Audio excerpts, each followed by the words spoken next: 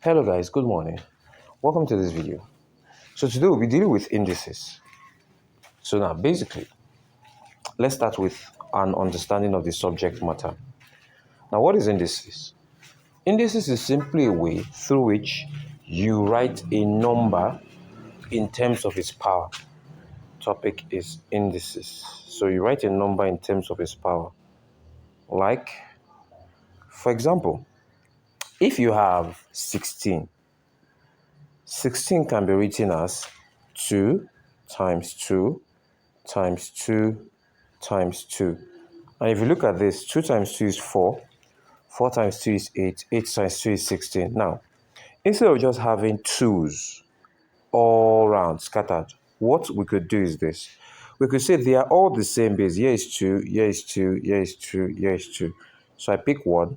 And how many times do they multiply each other? This is 1, 2, 3, 4.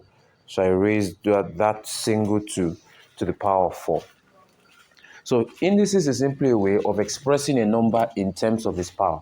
It helps us to save space and makes our work easier. So rather than having 2's littered up, we could have 2 raised to the power of 4. Now the next thing for us to look at are the laws of indices. Laws of indices. Let's see the laws of indices.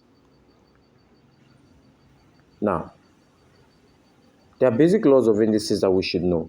The first one is a multiplication law that states that if you have a number raised to a power multiplying that same number raised to its power, it should give us, you pick one, A and A, pick one. Remember, indices doesn't want one number to be scattered around, so you just pick one. Now the first one is M. Now indices has to do with something in the power. Unless we forget, this is called the base and this is called the index, or the power basically. Each of them is called the power or the indices. Now, for this example here, you have a raised to the power of m times a raised to the power of n. Anytime you see a number repeated, you pick one. Now times, the first power is m, so I wrote it here. So times will become positive at the power, and then the second power follows suit. Let me give us an example so this can be easily understood. For example, if you have, let's do it in a box here. So for example, if you have 2 raised to the power of 3 multiplying 2 raised to the power of 2. According to the law of indices, this is 2 and this is 2, so you pick one. First power is 3 plus, that's this times changing to plus, then the next power is 2. So that gives me 2 raised to the power of 5, which is 2 times 2 times 2. Since here is 2 raised to the power of 4, 32. So times another 2 to make it 5. We'll make it 32. So that means 2 raised to the power of 5 is 32. Now you can check if this law is true. 2 raised to the power of 3 means 2 in 3 places. That's 1, 2, 3, which is 2 times 2 is 4, times 2 is 8. Though I notice most people erroneously will call it 6. It's not 2 times 3. Instead, it is 2 into 3 places, which is 2 times 2 times 2. So 2 raised to the power of 3 will give me 8 times 2 raised to the power of 4. 2 raised to the power of 2 is 4.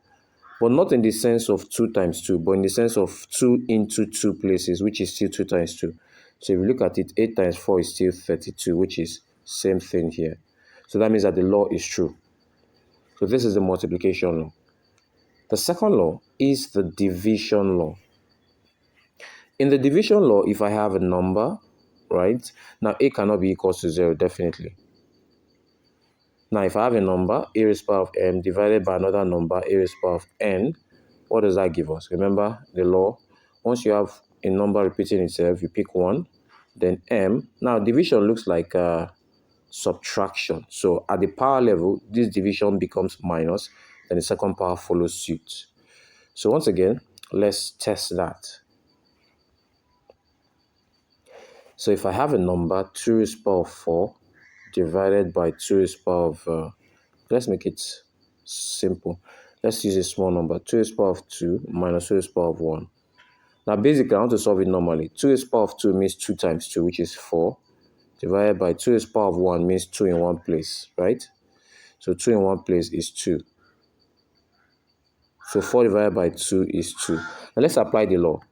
The law states that if you have 2 raised to the power of 2 divided by 2 raised to the power of 1, it's going to be the same number as here, so you pick 1. First power is 2. Then the division changes to minus at the power level. Then the second power is 1, which is 2 raised to the power of 1, which is still 2. The same as before. So this is a division law. Quite easy, right? The next one. Now, these laws are not in any particular order, right? It depends on the preference of your textbook. They are not in any particular order. What matters is that you know the law, all right? So now, let's have the law that tells us how powers behave when they are multiple. So if I have a raised to the power of m, then raised to the power of n, what would it become?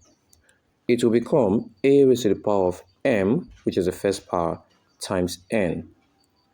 So let's put this to test and see. If you have a raised to the power of m raised to the power of n, becomes a raised to the power of m times n. So if I have 2 raised to the power of 3 raised to the power of 2, according to the law, it will give me 2 raised to the power of 6. So let's pause. What do you think 2 raised to the power of 6 is? I would give you some time. Or you could just pause the video and then let's see what 2 raised to the power of 6 will be, what you will get. All right? So that's 64. And I hope you got 64. Just in case, how is 2 raised to the power of 6 64? It is 1, 2, 3, 4, 5, and 6. So 2 times 2 is 4, times 2 is 8, times 2 is 16, times 2 is 32, times 2 is 64. So that's how 2 raised to the power of 6 is 64. So good job. So according to the law, this is what I'm going to have. I'm going to have 2 raised to the power of 6, right? But let's evaluate it some like normally. 2 raised to the power of 3 raised to the power of 2. Let's evaluate it independent of the law. So 2 raised to the power of 3 is what? Is 8. That's 2 times 2 times 2, which is 8. We've done that before. Then raised to the power of 2, which means 8 times 8. And what does it give us? 64. Same as before. Now, we also have fractional index law, whereby you have a number raised to a fractional power. Now, this is how I like to think of it. I like to think of it in the form of a tree. Now, remember, I always tell my students that you don't cram mathematics. You try to attribute something to it. Though I know not all of them may be easily attributable to something, but you could try. Always try. And then with constant practice, you get used to it. Now, at the base of the tree, you have the roots, right? So that means, in similar manner, this fractional power here will become the root, nth power of the number a. Then the one, of course, above, each one above has always been the power. So it's still raised to a power of m. Now, let me show you an example so you get what I mean. So remember, this one at the base, think of it like the root of a tree. It is below, and so it becomes the root. So, for example, if I have 16 raised to the power of 3 over 4, this will give me, the one at the base becomes the root. So this is 4th root. 4th root of 16. Then the one above is always the power. Now, you can evaluate any one of them you want to do first. For example, what I mean is you could do 16 raised to the power of 3 first, then find the 4th root. But looking at it, since I know the 4th root of 16, it's easier for me to find it and then take the cube power. So 4th root of 16 means which number will multiply itself 4 times to give me 16. And that number is 2. So I have 4th root of 16 is 2, then raised to the power of 3. Remember, I did 4th root of 16 first, then when I get it, there's raised to power 3 as I do it to power 3. So 2 raised to power of 3 is what? Is 8. So this is the 4th law. This is the 4th law. So with this step-by-step approach and mastery of the laws, you'll be able to solve basically any problem in indices at this level. So the 5th one is, let's look at when you have negative powers. If you have a raised to the power of minus m, what is going to be is that this negative here is showing you that it is a fractional power. It's not a whole power. You know, whole numbers are numbers without a decimal point, so they are complete. Like 2 is a whole number, no remainder. So this negative here is telling me that it is a fractional power first. So what is that power? A raised to the power of m. So I write my a raised to the power of m. So let's say that, for example, you have this. You have 2 raised to the power of minus 3. What this is showing is that this negative power is saying there's a fractional power of 2 raised to the power of 3, which will give me 1/8. Now, we could examine another possibility of this law 5. Let's take another possibility, which will lead us to law 6. Now, what if I have something in this form? A raised to the power of minus m over n. Now, basically, what would this translate into? Negative power is telling me that it is a fractional power of a is carrying power of m over n. A raised to the power of m over n. It's similar to this other one. The negative here is telling me that there's a fractional power of a carrying power m, right? So in this same way, we have this negative is telling me that there's a fractional power of a carrying a total power of m over n. They will now apply the other laws we know. So this is still fractional power of the one below in the power of a, which is n, becomes the root. So this becomes nth root of a carrying power m. So let's take an example. So if you have something like 27 raised to the power of minus 2 over 3, this negative here will become 1 over 27 raised to the power of 2 over 3. 27 raised to the power of 2 over 3. Then this now becomes 1 over, this is cube root, the 3 here, which is the root, the one below is the root, right? This is cube root of 27. Then 2 is the power, which is raised to its power of 2. So this now becomes 1 over. Now, what is the cube root of 27? It is 3. Then raised to its power of 2. So this becomes 1 over 9. This becomes 1 over 9. Let's take another one. So what if you have 100 over 400 raised to the power of minus 1 over 2? Now, this one is very interesting because now this negative we know is going to lead. Okay, let me solve it first and then I'll explain what I wanted to do. Normally, I can break this into, you're allowed, I can break this into 1 over 4, basically, raised to the power of minus half. Now, there are two ways of doing this. Let me give that space here. There are two ways of doing it. Now, since I know this is going to lead to negative, which is what I'll do in method 2, let me leave that for method 2. Let me do the normal method 1. So this negative becomes 1 over, then 1 over 4, which is this a here, is raising to its power of 1 over 2. So this becomes 1 over 4 raised to the power of 1 over 2. This 2 here becomes the root. Then it is raised to its power of 1 above. This is 1 over 4. Then the one below, which is 2, becomes the root, which is square root, then raised to the power of 1. Now this now becomes 1 divided by square root of 1 over 4.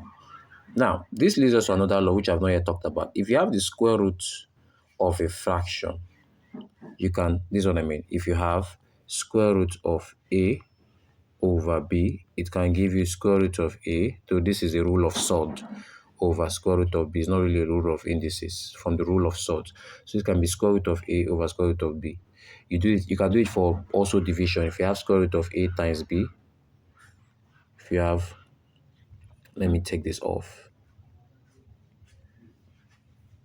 So if you have the square root of a times b, for example, you could rewrite it as square root of a times square root of b. But you cannot do it for addition because addition is not commutative. So this is square root of a times b can be written as square root of a times square root of b. Square root of a over b can be written as square root of a over square root of b. So that's from the rule of sorts. So from here now, I could write this as, now the one here, which is 2, becomes the root, right? So it becomes the square root of 1 over 4. Then the one above, which is 1 here, becomes the power of 1. So this now becomes 1 over square root of 1 over 4 can be written as square root of 1, which is 1, right? Divided by square root of 4. Let me just write it here. 1 divided by, I can write it as square root of 1 over square root of 4. All of them are raised to the power of 1. So square root of 1 is 1, square root of 4 is 2. Now anything raised to the power of 1 is that thing. Normally, if it were 2, for example, if the power here was 2, let me make that visible. Now if the power there was 2, for example, this would be 1 over square root of 4 is 2. Then you raise them to power 2.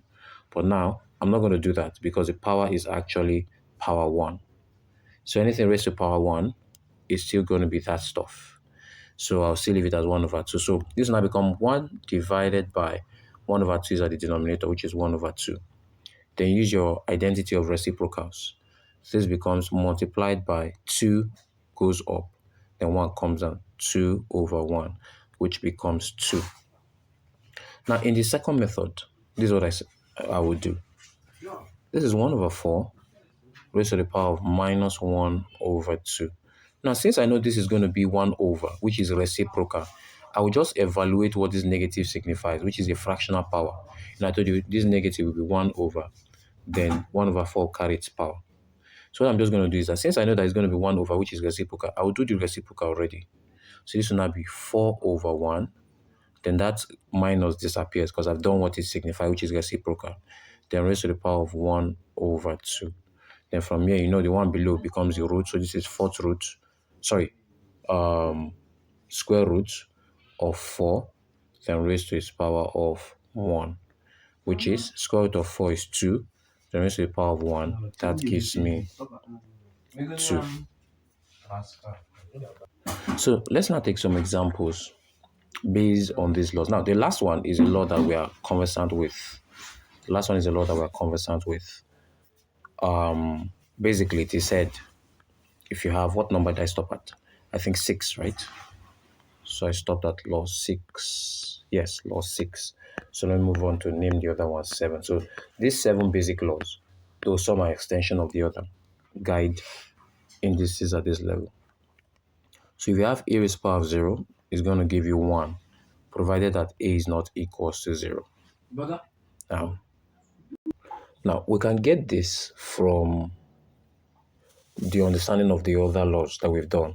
Now, a raised to the power of 0 is said to give us 1, provided that a is not equal to 0. Now, let's look at something that will give us a raised to the power of 0. If I have a raised to the power of m divided by a raised to the power of m, right, this will give you a, and a here is 1.